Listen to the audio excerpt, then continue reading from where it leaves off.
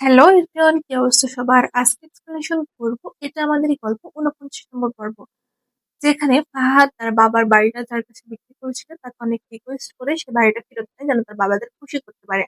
কিন্তু ভাগ্যের কি পরিহাস, তার বাবা যেহেতু অনেক অসুস্থ ছিল, তার বাবা সকলের সাথে ক্ষমা চায়, সকলকে বলে একসাথে মিলেমিশে থাকতে।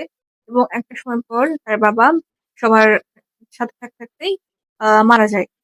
এবং তার বাবা মারা যাওয়ার পর সবাই অনেক ভেঙে পড়ে। এবং ফারহানা তার বাবার কাছে ফোন দেয়, দিয়ে বলে যে তার মামা মারা গিয়েছে, তার মামার নাই। তখন তার বাবা অবাক হয়ে যায় এবং সকল খোঁজ খবর দেয়। এবং মেহেরিন তার ভাইকে জানায় যে তার শ্বশুর মারা গেছে। মেহেরিনের ভাই তার বাবা মাকে জানায়। এবং অবশেষে ফারহানার ফেসবুক পোস্টের মাধ্যমে ফাহাদ দেখে যে তার বাবা আর নাই।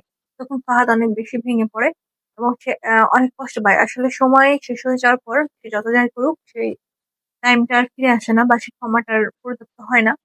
তারপর ফাহাদ তার বাবার গ্রামের বাড়িতে আসে তার বাবার লাশ দেখে। দেখা যাক সামনে পর কি হয়।